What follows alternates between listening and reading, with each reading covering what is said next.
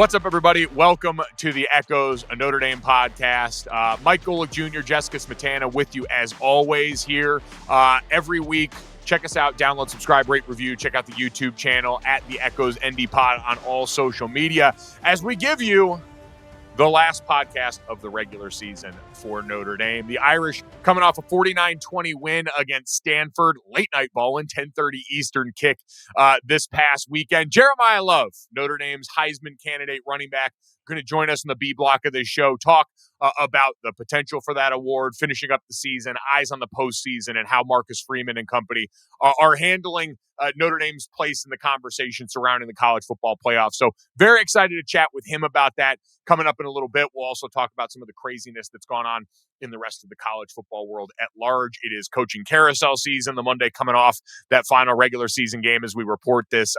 Tons of jobs being taken, including Lane Kiffin-gate finally over. Salute to Marty Smith, who fought the good fight all weekend long in Oxford and made things happen. But Jess, how are you feeling? I know there were a lot of strong feelings because this is the end of the regular season and we're done seeing our wonderful team rattle off 10 straight wins and the late night kick that everyone was certainly ticked about when it was announced. And in actuality, man, oh man, made for a really long day.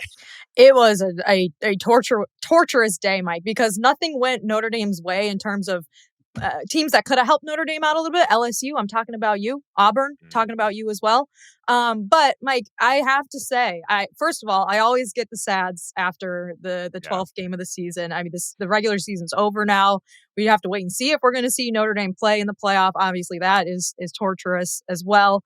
But also, Mike, I've been getting over a cold for the last week. I said as we finished recording last Monday, the last thing I said to you was, I think I might be getting sick. Well, man, I got hit like a freight train by a nasty cold. And so Saturday was the point in my cold where it's like, if I get a good night's sleep tonight, I think I'll be fine. Like Sunday morning, I'll wake up good. But obviously that was not the case because for some reason, the television networks, ESPN, decided we're going to make this the 10:30 Eastern kickoff.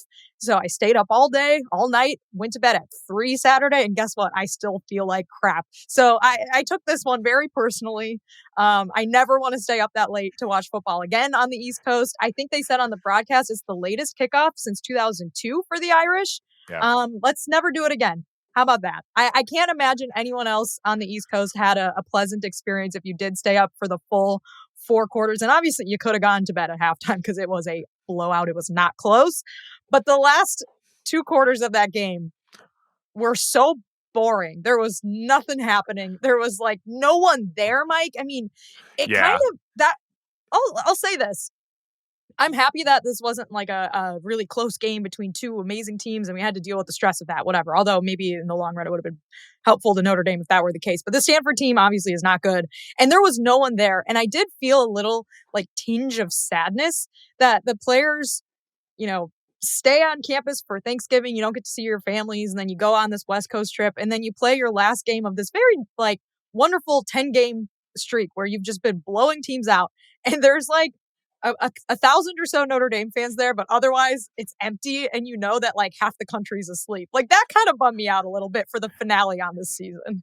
It did, and I'm with you, Jess, like in terms of a reward for what they've done so far this season. Now, I will say, side note, West Coast trips, usually warmer, although it looked like a cold night there out in Palo Alto, so that is a factor. But you also usually like the O-line, obviously, because we're thickums. When we get the West Coast trips, we would have some sort of GA or manager go and get us In-N-Out Burger the night before games. And a lot of times that's the post-game snack that they give the players after games. I know it was always that case for USC. I forget if it was the same for Palo Alto or not, but you got a non-zero chance of that, which is kind of a nice change up from some of the after-game snacks.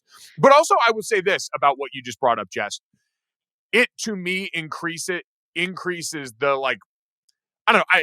I have a ton of respect for the way this team handles their business overall, obviously, but it says a lot about their ability to maintain focus, to come out against an opponent who was playing for nothing in terms of a postseason. They're getting ready. Frank Reich is no longer going to be the coach. They announced the hiring of their new head coach that week in the lead up to the game. It's a 10:30 Eastern kickoff. Your body clock's all out of whack. And they went out there and made it a 35-3 first half in that game on every phase of that game, right? Offense, defense, special teams. Everybody was dialed in. All three running backs scored in the first half. Like, that is a coach's dream if you're Marcus Freeman, to say, hey, we've got all these little things scheduling wise that with a less mature outfit could be things that derail a group or have you come out a little bit slow and sluggish. And instead, they put their foot down on the gas and did not let up, especially when the game was actually imbalanced in the first half. So I was really impressed with how they handled their business in that regard from a team focus standpoint. Absolutely. Like there was not a single football reason why Notre Dame would lose or even play close against Stanford, but for all the non-football reasons that you mentioned, like the emotions, the body clock, all that sort of stuff, like Notre Dame obviously had them super focused and ready to go. Let's talk about the game. Yeah. I'll stop complaining. We love Jess's complaint corner around here. It's a segment we need to go to far more often. It's a recurring segment. Let's start with the first half. So Jeremiyah Love just bulldozes everyone, scores a touchdown on the first drive. Got hit in the ribs shortly thereafter. Yeah. What did you think of the hit that he took? It was after he was already tackled. The Stanford player kind of came in like knee first and got him like right in the rib cage.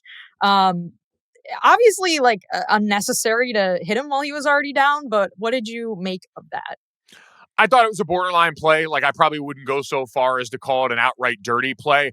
Credit to the Stanford players. We just mentioned all the things that we said about this game and kind of where it was for them. You know, Tavita gets hired. There's some energy on campus because of that. But you're going into the last game of your season. You're saying goodbye to Frank Reich. Those guys played with a lot of effort and energy. You saw that all day long in terms of the finish. They were trying to get after guys. And that was the spot was borderline. Now, listen, as a player, that's kind of where I lived, like in the borderline range there as someone who was lesser talented and kind of had to make up for it in effort and technique. But as a former offensive lineman, like I saw that was seeing red. Like if you see that on the field, you're trying to wash Buddy for the rest of the game off that. So again, I think it's just kind of, it's a tough game that we play. And at times those things are going to happen. So I don't think outright dirty, but definitely flirting with the line in a way that, obviously we all had our hearts in our throat at that point watching, oh my God, was this incredible individual season and what he means for the team goals going to go down in flames in a game that was ultimately going to be probably this margin, no matter if Jeremiyah played a snap or not in this game. Thankfully, he goes into the locker room, gets checked out, comes back down, is chomping at the bit to go the entire time. So it seems like all news will obviously hear from the man himself very soon. But yeah, Jess, that was one where, again, this is kind of the way the game can go sometimes. And a player of that caliber, they're going to be trying to get body blows in on that guy early to see if they can slow him down. Yeah, it was like obviously a really unfortunate thing to see, given that like this was a game where he could have rushed for 200 yards and 3 touchdowns and like really stamped his Heisman candidacy. But of course, by the time the second half started, the game was already in hand. So he said he was fine to play and he did go back in afterwards, but obviously you just didn't really need him at that point. It was nice to see that everyone kind of understood the assignment from a play calling standpoint, though, on that first drive. Like, it seemed pretty clear. Hey, we're going to feed him the rock till the cow. I think what was 8 for 54 yards on the first drive, including that touchdown that did, have him pass Jerome Bettis for the single season touchdown record, total touchdown, 18 on the ground, 3 through the air. So congratulations in order there. But everyone kind of understood the assignment at that point. And then Marcus also, you heard him at halftime say, hey, listen, I want Jeremiyah to make the right decision for himself and the team, which you could read between the lines on that. Brother, we're going to need you for some important football down the stretch. We got 2 other great backs in, we've seen Jadarian Price all year long been great. And then Aeneas Williams the last couple of games, reminding you why that guy saw the field so much as a freshman. Yeah. So after the Love touchdown, Stanford goes 3 and out. Notre Dame gets the ball back, another 60-yard drive. Jadarian Price is like, hey, don't worry, guys. Love might be out right now, but I got this. He scores a touchdown. So Price scores a touchdown. Notre Dame forces another punt. Then Notre Dame gets the ball back, Mike. Looks like, okay, they're going to have to punt. It's 14-0. They're going to have to punt. Like it was kind of a crappy drive, like a couple incompletions, short rush. So we get the punt unit out. And then, Mike, what were you thinking when you saw this fake punt play, the 84-yard touchdown to Luke Talich to go up 21-0? I ran to go screenshot the box score where Josh Burnham was our leading passer at that point in the game. Because this was a game like we were winning on the ground. We were just handing the ball off till the cows came home. CJ really didn't get to turn it loose a ton until the 2-minute drive. And so for that moment in time to see Josh Burnham with a perfect passer rating and 84 yards on 1-for-1, it was incredible. Like Marty Biaggi is continued the special team standard at Notre Dame in a way that's exemplary. And they always come with something. Like they walk into every game with some designer play on special teams designed to make an impact, and to have a coach in Marcus Freeman who continues to have confidence in that unit to execute, confidence, in his defense to bail them out if things were to go wrong on that. Like they just really have turned special teams, continue to have special teams as a weapon in South Bend in a way that's awesome. And cool for Luke Talich, who's kind of been like, he's so fast. Man, there ain't nothing deceptive about that speed. Don't racially code any of your remarks out there. Luke Talich, legit fast, and a guy who's played awesome football for Notre Dame in their 3 safety packages. He scored a lot of touchdowns. Yeah. It was just awesome. And also, like, that's an important reminder I know a lot of Notre Dame fans are like, why didn't you keep this one in your back pocket for potential playoffs? Like, I think, Notre Dame is tailor making these sort of fake punts based off of what the opponent's doing. And I also think, like you said, Biaggi's got a few more up his sleeve if I had to guess. This isn't like I don't think the well will run dry on these sorts of plays, but it was very cool to see. No, you're absolutely spot on that, Jess. Like the special teams fakes are almost always based off what the opposing team shows you. And Marty Biaggi, like when your job is to be the special teams coach, these guys are sick. They just sit, and I mean, they have comparatively less meeting time than everybody else. Their job is to sit around and think of wild stuff like this all the time, and he's done it over and over again. So don't worry, they're going to have plenty more cool stuff. Yeah, no, it was awesome, especially like just if you're a fan of Notre Dame, like Luke Talich is one of the speedier players, is just incredibly athletic, although he's still like somehow only like the 4th best safety or 3rd best safety, I guess you could say. Crazy. So, I was just like, that's knowing your personnel and knowing, trusting Notre Dame too. I mean, it's a risky move to do that in way back in your own territory. Obviously, like he could have dropped the pass, it could have gotten deflected, it could have gone terribly wrong. So it was very gutsy and a cool way to go up 21-0. And then, of course, Notre Dame scored on the next drive as well on offense with another touchdown. That one was to Aeneas Williams. That was his little run. So, the first half, like we mentioned, got pretty out of hand pretty quickly. They ended up scoring again 2 drives later with another Price touchdown. So 35-3 at halftime. Not really in doubt. No, can I say I was impressed. I thought Notre Dame, who all year has been a really versatile offensive outfit, like defensively, this is just kind of the standard now, what they did in the first half. But offensively, for Notre Dame, they have been a varied offensive unit. Like CJ Carr and what he's afforded them in the passing attack has made them a lot more difficult to game plan for, as evidence. You go all the way back to the USC game. Like they had to make decisions because it's a well-rounded offense. I thought they were really good masters of the obvious, like all the short yardage concerns, some of the things that have popped up during the season. Notre Dame got a bunch of heavy box looks and ran into them and had success. Mm-hmm. They, in the 2-minute drill, knew Notre Dame was going to drop back and pass. CJ Carr hadn't had to throw a ton in the first half and managed to go out there and run a really well-oiled 2-minute drill to give them that perfect score before the first half. And so to execute, like you always, the stuff you train for in like practice, getting everyone involved too. Like Faison's got to pass, Washington's got to pass, Fields has got to pass. Yeah, go on, Mike. No, but like you're absolutely right. Like to be able to do that when guys haven't been in the flow of the game as much, and you've got to go out there when everyone knows what time it is. Like you practice situations to be masters of the obvious when everyone in the stadium knows 3rd and 4th and short, we're going to run. When everyone in the stadium knows, hey, we got to drop back and win it. Like think back to the beginning of the year, the 2-minute drill that got the door slammed shut against Miami and how bad that felt versus now being able to go out when they're going to go, pin their ears back and rush the passer. They're going to drop back and play coverage, and your quarterback makes the right decision. Your line picks stuff up. I thought that was pretty impressive. And of course, the Leonard Moore interception right before half kind of like sealed off that opportunity to go down there and score. Which again, what a incredible game for Leonard Moore, who you don't really get to hear about very much because no one wants to throw the ball anywhere near him. But he had a incredible game. Of course, was named a Thorpe Award finalist last week. So it was nice to see the ball near him so he could show why the ball usually is not near him, Mike. You heard how surprised the booth was. I mean, we were all sitting at home. Like, again, the people that watched Notre Dame all year were like, hey, 3rd and 4th down. Don't do Go that. somewhere else. Don't throw a slant near Leonard Moore. Yeah. Oh, yeah. PFF had him targeted 7 times, allowing 2 receptions for 9 yards to go along with 3 pass breakups and an interception. Shout out, Stanford may have inadvertently helped his Thorpe Award Yeah. candidacy because you're right. He falls into the thing and listen, he's up there with, Caleb Downs. Yeah. Caleb Downs and Mansour Delane, who is awesome at LSU Yeah. amidst the tough season for them. If Caleb Downs wins it, I would understand it. Like, quite honestly, they're both great players. The thing I worried about with Leonard is there weren't a ton of counting stats. This is what happened to Sauce Gardner back in the day. Kobe Bryant, his defensive backmate, won the Thorpe and was the second best defensive back on his own team because no one threw Sauce's way. And it's been the same for Leonard this year. So I'm hoping stuff like the SC game where you had good on good out of position kind of helps that conversation for him. But this game, getting a few more counting stats don't hurt either. Yeah, I don't think Mekhi Lemon will win the Biletnikoff, but it would be frustrating if he did, and then the guy that helped shut him down in that Notre Dame USC game didn't win the Thorpe. So something to ponder for sure.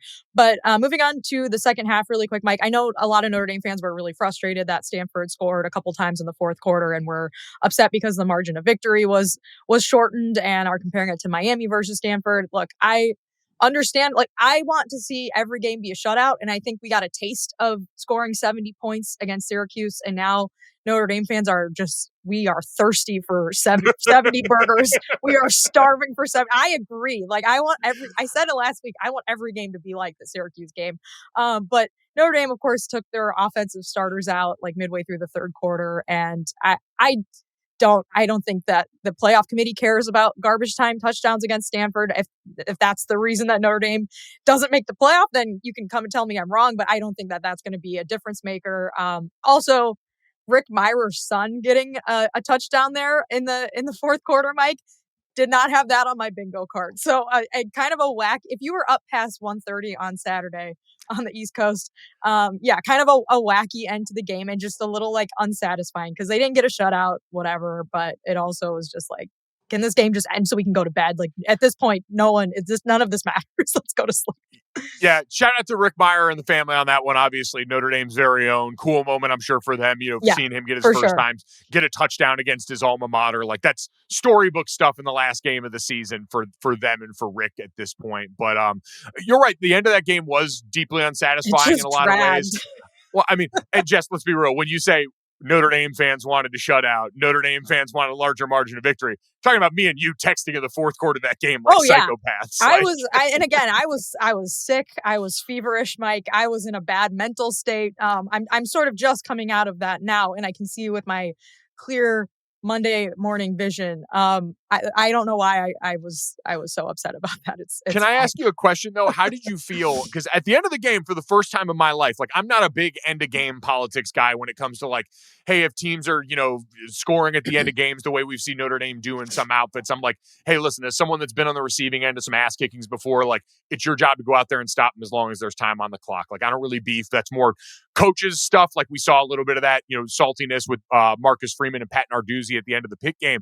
This one felt a little weird at the end. Like, for the first time, we saw kind of an admission that they understood the style points do matter. Like, we've heard this talked about with a few teams, but Notre Dame having some defensive starters in at the end of the game, trying to stop that, throwing at the end of the game, albeit with Kenny Minchie and the backups in, trying to get down there. Did you feel any sort of weirdness around that strategically? Well, the booth certainly did. They were talking about style points, but it's still Notre Dame's second string and even like fourth string running back, because Nolan James, the freshman, was in, and he had a couple couple handoffs and didn't really get much out of it. So I also was like, maybe they just don't want to give the ball back. So they're just trying to move the chains and let Kenny Minchie actually like let it rip a little bit, because he hasn't this season. So I don't know if I would say they're trying to put on style points, because I think if that's the case, you leave CJ Carr in longer and try to actually, and like even the drive earlier when CJ was still in, they had all of the backup wide receivers in.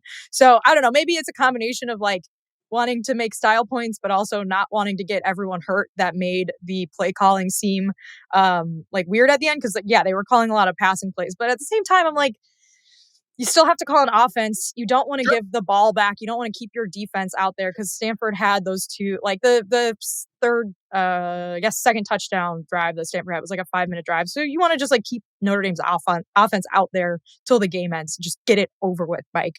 But I don't know exactly. It just was did anyone care at that point? Like, I don't know what the strategy was It other was than like, let's just not give them the ball back because the game's almost over.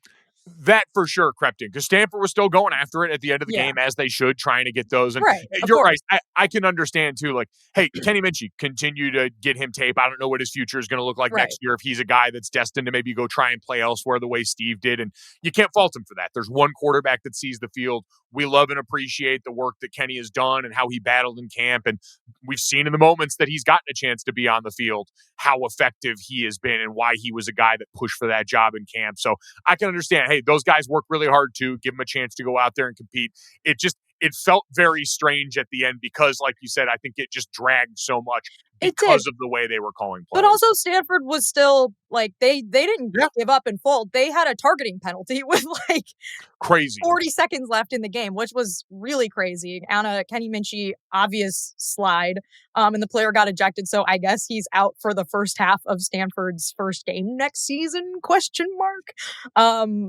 Which, yeah, like, so I guess maybe that's what we were watching because, yeah, it just felt like the fourth quarter just kind of wouldn't end. And this is also my bias of just wanting to go to sleep and not feeling good. So I'm glad Kenny Minchie, though, like got to, try to run a real offense because really he has not been let loose in garbage time in any of the games that he's played in. So, and like even Aeneas Williams at that point had already scored in the first half. So it's not like, ooh, it's fourth quarter. No, it's a blowout. Let's watch Aeneas Williams to see what he can do. Like, no, he was in the first half. So there was like not a lot to stay up for. Shout out to my backup O-line boys for popping another big run here late in these games, which is something that we've seen a few times this year. Good on the fellas for finishing that out strong. Good on everyone for finishing out the season strong. We will finish out this segment because we know y'all came here to listen to Jeremiyah Love talk. So we'll take a break, and when we come back, Notre Dame star running back Jeremiyah Love will join us here on the Echoes. College football not feeling as juicy as it once did? Let me put you onto something that'll shake up your Saturday and every other day of the week. Because now that Wendy's has crispy chicken tendies and a powerhouse lineup of new sauces, it's time you transfer to the hottest team in the league. That's right, Team Tendies. Wendy's Tendies. They're making their undeniable rookie season one for the books. Enjoy first-string flavor from some 5-star recruits. Rep your new favorite team everywhere you go, but make sure to cheer with your mouth closed. Take it to the end zone of savory sauces like honey barbecue, creamy ranch, and the new Wendy's signature sauce to experience a total taste bud blitz of flavor. It's time to join a team that won't upset you with an upset. Taste the phenom that's gracing the gridiron with its juicy, crispy, and tendery tendencies. Don't fumble the bag. Commit to Team Tendies and call the most delicious plays in the playbook. All right, huddle up, guys. Tendies on 3. Tendies on 3. 1, 2, 3, Tendies. Let's do this. Wendy's Chicken Tendies, now at participating U.S. Wendy's.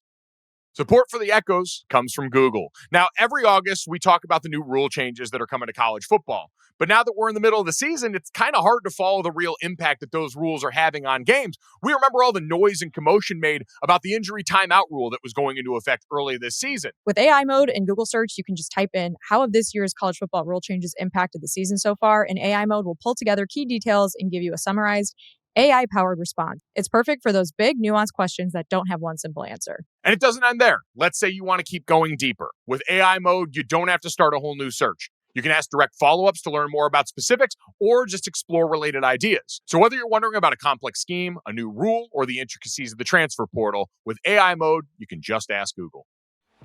All right, welcome back to the Echoes. Very excited to welcome in our next guest, Notre Dame all-world running back Jeremiyah Love, kind enough to join us now. Heisman hopeful after the end of the Irish regular season, a nice win on the road against Stanford to finish the year off. So, Jeremiyah, good to see you, man. How you doing?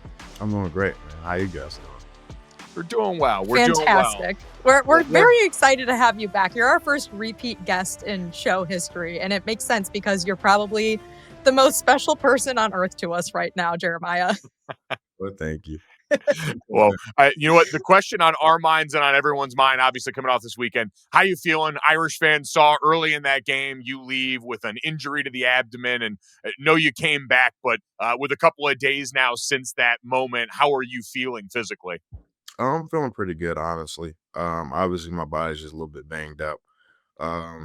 Met with our doctors and just physical therapists and stuff. Like, I'm all good. No, there's nothing serious going on. But after some days of recovery or a day or so, I feel pretty good. You got to get some, treatment, get my body feeling like how I want it to feel. But yeah, I'm doing good right now, man. I'm great. We saw you go into the locker room and get some special padding added to your uniform. What was the exact contraption there for you to try to get back out into the game with some additional support? It was just extra padding around my ribs. They tried to put me in like QBs have their little rib cage thing. I didn't want one of those because I needed that. But they just put a little bit of extra padding around my ribs to make sure that it'll reduce some of the impact that I'm taking to protect that area. But yeah, I mean, wasn't anything that I couldn't play through. Just they want to be cautious. Want to make me feel comfortable, which I felt comfortable with doing whatever made them feel comfortable with me going out there and playing because I wanted to keep playing. But yeah, just a little bit extra padding to protect my ribs and stuff like that. We could tell you were chomping at the bit to get back out there and go finish out the season the right way with your teammates. Your head coach, Marcus Freeman, got asked about your status at halftime, and he said he wanted you to make the decision that was best for the team. What was that conversation like between you guys at halftime about what your role the rest of the game was going to be in that? Coach Free came up to me and was just like, do what's best for the team and do what's best for myself as well. Like you said, ultimately the decision for me to go back out there and play was up to me.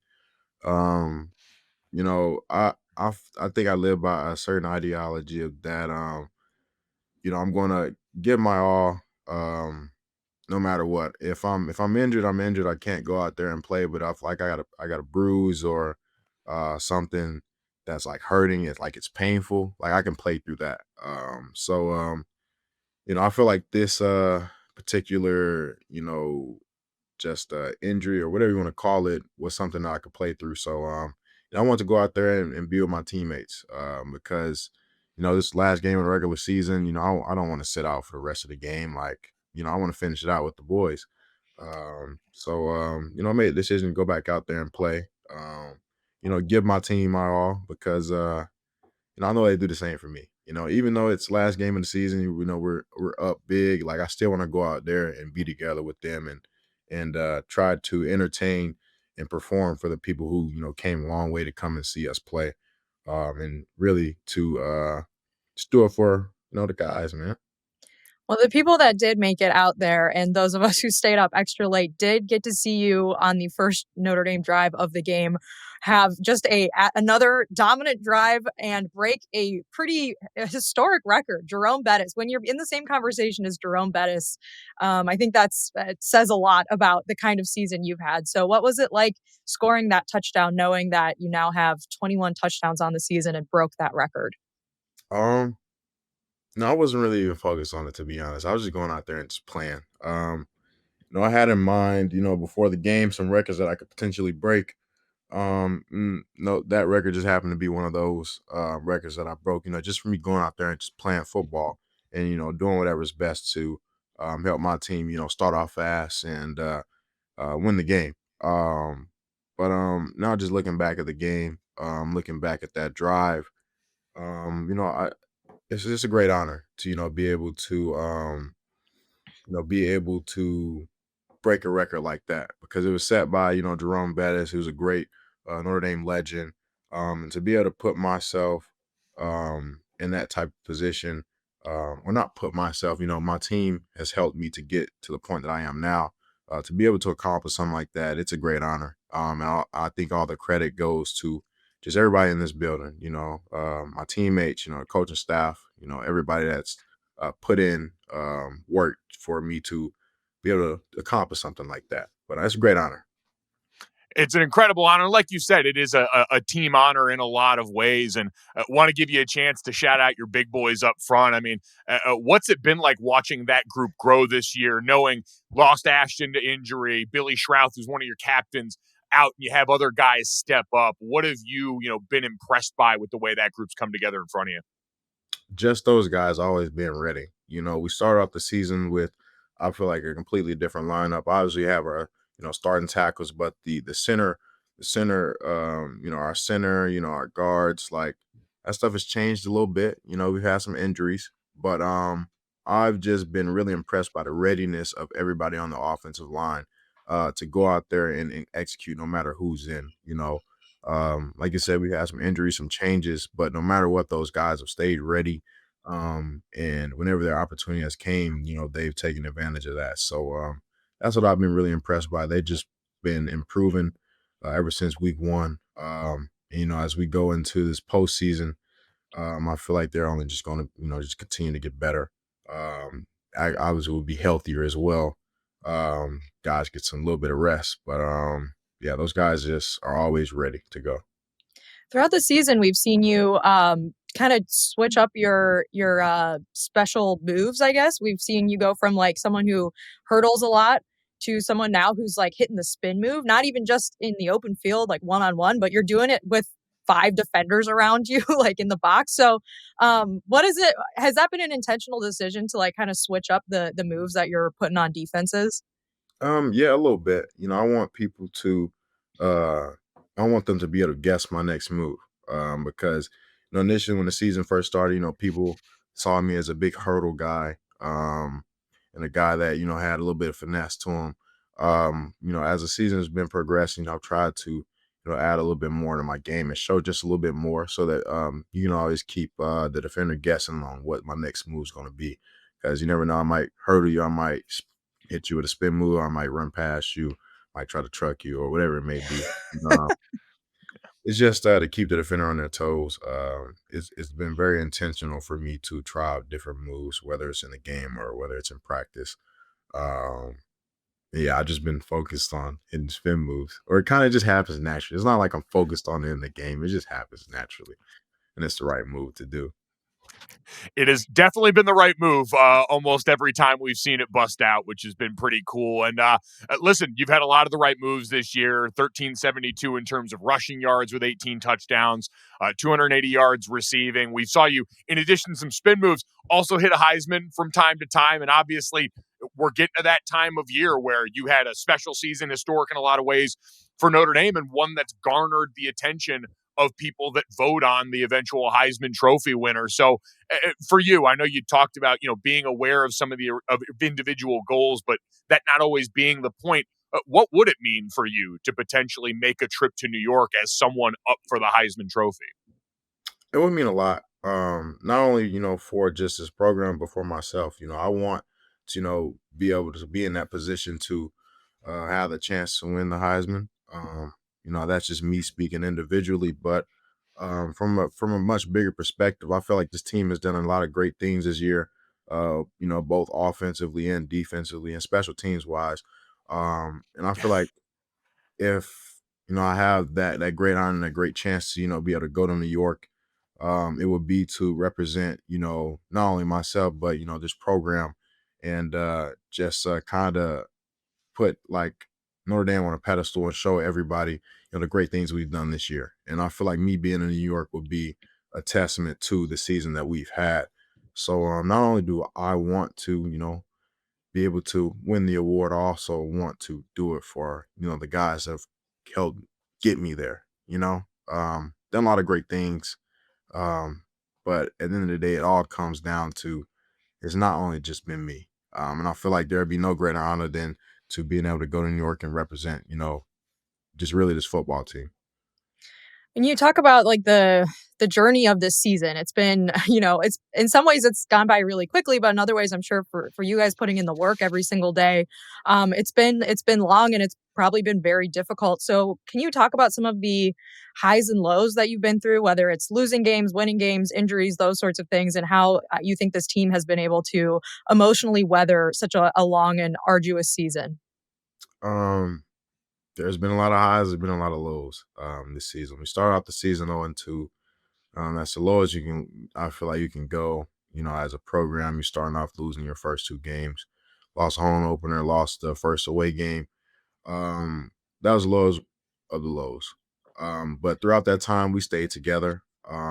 We made sure that, we didn't lose focus of our true goal, which is ultimately to reach our full potential, which basically means to be playing at our best by the end time of our season, or just every game we want to play to our best. But as the seasons progress, we've stayed together through just connecting with each other off the field, on the field, making sure that, each and everybody is doing the things that they need to do, on and off the field to make sure they're prepared for every single game. Um, and that's really been the mindset throughout the season. Um, as of right now, we feel like as a team, we've done a great job with, blocking out all types of noise, making sure that we're staying together through the highs and the lows, um, and injuries as well. Like, we're a very strong-minded team. We're very resilient to all things, both physical injury and mental things, as far as like the highs and lows. But the season's been it's been a journey, and we're just embracing it. And that's really all it is. It's been incredible. And now you guys, because of that resolve, have rattled off 10 straight wins since that time and have yourself on the cusp of some pretty special stuff. I heard Marcus Freeman after the game, really for the first time that I can remember this season, addressing you guys as a college football playoff team, saying it's about who are the 12 best teams now. How has he addressed that with you guys? To your point, the noise surrounding should you guys be involved, all the comparisons to other teams. What has he said to you guys about the notion of playoff football again this year? Um, Coach Free really hasn't said anything as far as like rankings wise, or he doesn't really care about that stuff as of when we're going throughout our week and throughout our season. He likes to focus on what really matters, which is the now. Um, like up until recently, even I didn't know, Coach Free said that. It's kind of it's surprising to me because he's always speaking about the now, which the now is, after the regular season, we're hopeful to make the college football playoff. But that just goes to show that Coach Free is always about the now. He doesn't speak about things that doesn't help our team win the moment. And throughout this season, Coach Free has been encouraging us and just telling us to block out all noise, both good and bad. Because at the end of the day, as long as we go out there every single Saturday or Friday or whatever the game day is, and handle our business, everything will take care of the rest. Everything will take care of itself. Um, but yeah, Coach Freeman doesn't really like to, talk about things like that or just media things in general. I feel like, just being able to listen to him every single team meeting and just get knowing him as a person. Um, Coach Freeman just make sure that we're all locked in on the moment. And the moment right now is, we're in postseason, or we're hopeful to be able to, be able to go to the college football playoff and play throughout the postseason. Um, but yeah, we were focusing just on the now. What is happening now for you guys right after the season? Like, what's the plan from here until the selection show when you find out for the playoff? Um, to continue to find ways to get better.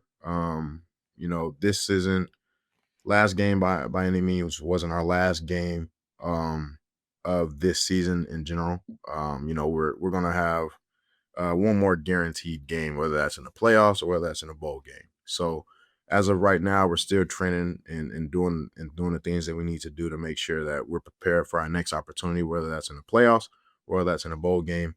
We're still putting in work as we usually do. We're still keeping our minds right. We're still blocking out the noise. And yeah, we're just staying focused and just staying ready. So I saw on Instagram people lined up from the wee hours of the morning to meet you and go to your book signing for your comic book, Dear Monsters. So talk to us a little bit about what that experience was like. I sent all the videos to Mike, and I was like the meme of the guy laying in bed with the blanket, just smiling at his phone, watching it, because it was some truly heartwarming content. So what was the book signing like? So I did a signing. It was Syracuse week. I did a signing on that Friday. And then I did a signing on that Sunday after the game. And both days people were just so excited to be a part of the release of my comic. And people were just lining up outside early morning, waiting all day to get a chance to get a signed copy of the book by me. And thinking back, it was a great experience, being able to share a part of myself with all those people, outside of football. And it was really special for me because I feel like a lot of times people, see me as Jeremiah Love, the football player, and just things like that. But I feel like the book signing and the release of my comic was a way for me to connect with people, outside of football and, share a piece of, my life and my interests with them through those events, I guess you could say. But it was fun to me. I got to meet all those great people. The people just excited to meet me. I'm excited to meet them too. It was a great experience. It looked awesome. And to your point, you have, now been here at Notre Dame long enough for so many people to feel like they get to know you. And so to get to share that part with them was pretty darn special. Now, Jeremiah, speaking of knowing you, we all wish that you would stay at Notre Dame forever and continue to do all these great things for us. But we understand you got a pretty bright future in front of you, likely coming up this spring. And so I don't know if you've spent much time thinking about your Notre Dame career and if you've got, a memory, football or otherwise, in South Bend that you're really going to look back on as your time here potentially comes to a close? Um, I would say I don't think there's a particular moment that I'll look back to. I think I'll just remember the people when my Notre Dame's career is over. I don't know if it'll be over, this year or next year or whatever it may be. But I think when my time is done, um, I'll look to remember the people, not really the events or the games or anything like that. Just the people that I was surrounded with, my teammates, the coaches. Um, yeah, I think every time I look back, I'll smile at some remembering somebody, rather than remembering an event. So I guess just to be clear and do my journalistic duties, you have not made a decision yet on your NFL future at this point in time. As of right now, I'm not thinking about it. I'll just say that. Speaking of some of the people that you've, been with over the years, we had Jadarian Price on last week. He said that in the running back room, on Thanksgiving, there's some questionable plates being made on Thanksgiving. Some chicken tenders, perhaps, like not the traditional Thanksgiving turkey and sides. Perhaps is he referring to you, or is this another running back? No, that's not me. That's probably Aeneas. I'm not eating no chicken tenders on Thanksgiving.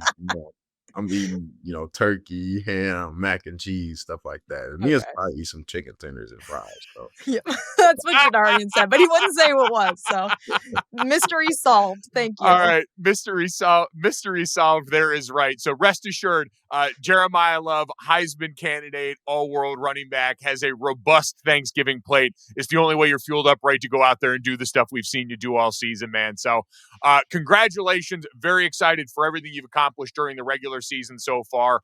Excited to see. I'm a Heisman voter, so I can't certainly say too much, but I'm very excited to see what could potentially come for you as the postseason award circuit gets going and as the selections get made for the playoff, man.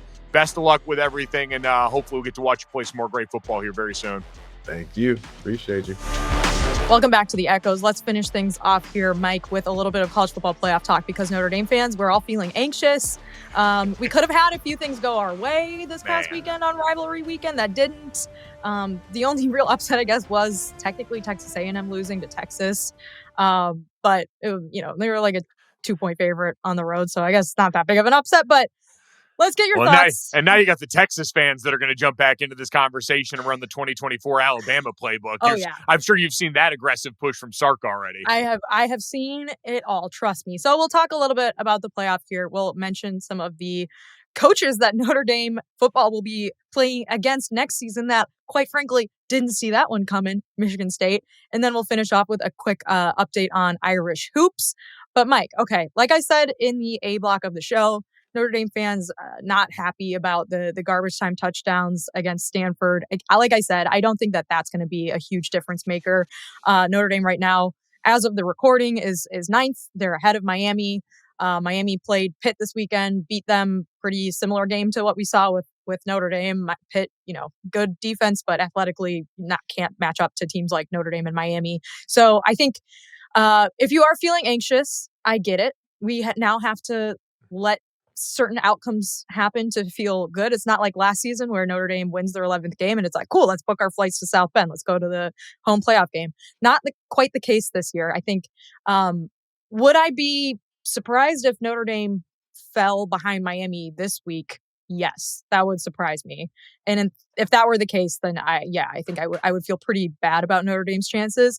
But I think seems like that would be a pretty far departure from what the committee has done so far. Notre Dame just won their 10th game in a row by double digits after starting out 0-2. Miami still got 2 of the worst losses among the top 15.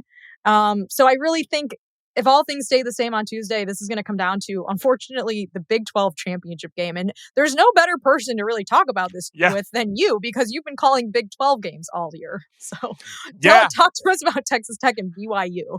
Well, and that, speaking of that, Big 12 Commissioner Brett Yormark was on the broadcast of the Territorial Cup between Arizona State and Arizona, and kind of was making his stump speech for BYU and used Notre Dame as a comparative point of, hey, why is this Notre Dame team considered above a BYU squad who's 11-1, who's got the win over Utah that, even after this weekend, I think in the AP poll dropped a little bit, but and the CFP has been as high as 13 in a lot of these rankings.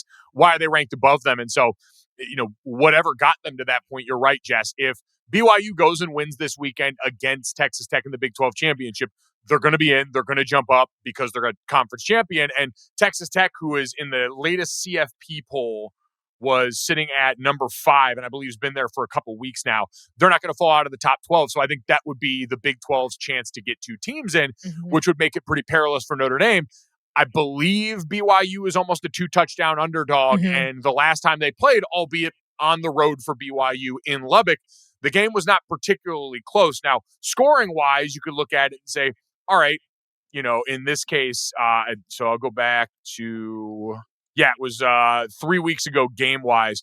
It was 29-7. It was a game where BYU's offense had a hard time even crossing midfield against the Texas Tech defense that's been stellar, one of the, I think, 3 best in college football all year long. So I would still, handicapping that game going in, say Texas Tech deservedly the overwhelming favorite, and I don't see a clear path to victory right now. But even if BYU played a barn burner and looked great in that game, I still think that's enough to potentially give the committee something to think about, because that 13th data point that we always hear about that Notre Dame will not have by nature of being an independent, it is kind of interesting because you're not supposed to get knocked for it. That was the big rallying cry last year from a lot of coaches. Right. And so it'll be interesting to see if BYU were to play a close game that came down to the end of it in the fourth quarter against a Texas Tech team that's highly regarded. Would that be enough on a weekend where, and for people at home who might not be familiar, the conference championship weekend is the only weekend where the committee is together watching these games before they do the final poll. The rest of it, they fly to that hotel, they do the discussion after. This is the only time where they're sitting around, they're watching the games, they're talking about this stuff together. And so I do think that dynamic and how this is discussed is interesting and worth considering depending on what happens within the body of these games. Yeah, absolutely. So agree with you. I think that Notre Dame fans should just hope for a dominant Texas Tech performance if all things are equal after Tuesday's selection show. I think the other thing with the 12-team playoff is that, Notre Dame's not playing on conference championship weekend, but we're likely going to be compared to other 10-2 teams that aren't as well, considering, Oklahoma is now an at-large team. They're not in their Miami's not in their conference championship game. Duke is playing for the ACC championship. There's a scenario where Duke wins the ACC and the ACC gets shut out of the playoff completely, which is why they have been campaigning so hard for Miami on their social media channels, much to the chagrin, I believe, of Notre Dame, who is technically a conference member, just not in football. Yeah, I think, unfortunately, we kind of have to wait and see, which is what we always thought after starting the season 0-2. Notre Dame's got to be, dominant and get lucky. They've been dominant. I don't think you could have asked for more from Notre Dame in these last 10 games than the 10 performances you've seen, whether it be at home against USC, on the road against Pitt, finishing the season at Stanford, playing Navy, of course, who valiantly got left out because of math, I guess. They won against Memphis on Thanksgiving night, but anyways, Mike, I could go on. Boise State also is going to play for the Mountain West Championships. That's another Notre Dame opponent. And the G5 teams that Notre Dame played against were actually better for their strength of schedule, I would say, than some of the ACC So, which is like, again, for all the comparative schedule slandering that goes on amongst CFP hopefuls and teams on the bubble trying to make it there. Like, Notre Dame does get to point to that, which is super helpful. And the Miami ACC conversation you mentioned, like Cal upending SMU to prevent the idea that maybe SMU wins the ACC. And if you're Miami, you get to say, hey, we beat the ACC, or our only loss was to the ACC champions, and Louisville, I should say, as a point, and Louisville. Then, all right, is that something you can point to? So that non-significant, I saw a lot of chatter. Nicole Arbach, our friend over at NBC Sports, wondered if the ACC might invoke something similar to what the Big Ten did during now, albeit very different circumstances in the pandemic, where they had a 6-game minimum to make the conference championship. Ohio State was 5-0 versus Indiana, who was 5-1, and they overrode that because of head-to-head and all these different ways they were able to rationalize it. If they don't change it this year, which I don't think they will, Jess, I'd have to imagine that'll probably be a big talking point for the ACC and a lot of these conferences that have now become so bloated in realignment of figuring out a better way to ensure their best teams actually play in the conference championship game versus whatever happened here where Miami's the highest ranked and left out. I have an idea, though. If your best team should be playing in the conference championship game, they should beat their conference opponents. Like, that's why it's important to beat those teams. I understand. I get it, but also, like the Duke's inconsistent scheduling so portion stupid. of it, like. But like the ACC, they all agreed to that. No one was like, "Hey, by the way, if you don't let Stanford and Cal join, like we're gonna have big problems." It's like, no, everyone, like all of the members of the conference agreed to that, and I understand that at that point the ACC was in a weakened position because of the Big Ten and SEC expansion, that they felt like they had to throw a life raft, and Notre Dame was agreed to it as well. Notre Dame wanted Stanford to join the ACC, but like this is all of the conferences that are like complaining about why things are the way they are made these things so. So I don't feel like the ACC is a victim if Duke wins the ACC championship game because they might not get any teams in. They still I know you're not saying that, but I do feel like there is this idea that it's like, well, this shouldn't have happened. This shouldn't have been this way. And it's like, yeah, well, all of the college football fans did not like the idea of conference realignment when it started 5 years ago. And here we are. Now we're playing these like stupid schedules. Everyone's complaining about travel. I'm complaining about a 10:30 kickoff, which sucked. I hated it. It's just like, you guys, this is what you guys all decided to do. So totally understand it, reaping, sowing, all the memes that we could throw in this. I will say, though, like, there are problems that clearly a lot of these conferences did not anticipate when you did away with divisions, when you added this many teams. And so I'm with you. No one's a victim here. Everyone signed up for it, and the money was all green when you took it. They're paid the big bucks to work these things out. I could definitely see them changing the tiebreakers to like highest ranked AP poll team or whatever. I think that's kind of whatever. Every conference has their own tiebreakers, and some of them come down to like, different statistic models and whatever. So I think they're going to change them, is my point. I'd be stunned if everyone doesn't look long and hard at how in this day and age with this many teams, they both schedule and pick their conference championship matchup with this in mind. Absolutely. But, the Notre Dame should join a conference. Why? Everyone that's in one hates it. They all hate it. They are miserable. Okay. So moving on to Michigan State hired Pat Fitzgerald, kind of one of the more underrated coaching moves of the weekend, considering we had like Lane Kiffin Pope election watch. Like, we were blowing black smoke out of the Ole Miss athletic facility all day on Saturday, waiting for him to make a decision that he obviously was not going to make until after the Iron Bowl, because Ole Miss still had a shot to be in the SEC championship game if Alabama lost. But, which, by the way, I think Notre Dame fans also were rooting for Georgia to beat Alabama for sure in the SEC championship game. Just want to mention that. But Notre Dame plays Michigan State next year, so that's kind of important, I guess, relevant to Notre Dame. We already talked about James Franklin and Virginia Tech. Notre Dame, actually, I might have talked to you about that on your Golic and Golic show, Mike. But Notre Dame plays Virginia Tech not next year, but the following year, so they will be up against James Franklin's Hokies then. And then a ton of movement in the SEC that doesn't necessarily affect Notre Dame right now, but they do have some head-to-head matchups down the road with like the Floridas of the world. So we'll talk about that on the 2032, I believe, episode of The Echoes. If John Summerall and Marcus Freeman are both still at their respective schools. But Mike, what do you make of the Michigan State hiring Pat Fitzgerald? I think they were a team desperate for something to show their fan base after a disappointing tenure with the prior regime. And Pat Fitzgerald, while it wasn't recent, we know the record towards the end of his tenure, even before all of the conversation around the scandal and things that finished his career at Northwestern. The beginning of that tenure was success at a place that had not had it since Pat was in uniform for Northwestern. And so I'm sure that's kind of what they're hoping is the case right now in what was, I mean, listen, clearly like a seller's market this offseason in coaching, right? There were fewer quality candidates for at what felt like towards the end more jobs, and Michigan State was going to be pretty far down the pecking order. So I don't know who else they were going to necessarily go after, but I also don't know exactly what to expect from this hire at this juncture based on what was also the football product towards the end of Pat's time at Northwestern as well. Yeah, exactly. They went 1-11 his last season in 2022, and then 3-9. And also, David Braun has been pretty solid as the head coach at Northwestern the last, not last year, but this year and his first season at Northwestern, both bowl eligible Wildcat teams. So I'm with you. I think that's kind of a some people were speculating maybe Brian Kelly back to the state of Michigan. Nope, that is not the case. So that's an interesting update for a future Notre Dame opponent.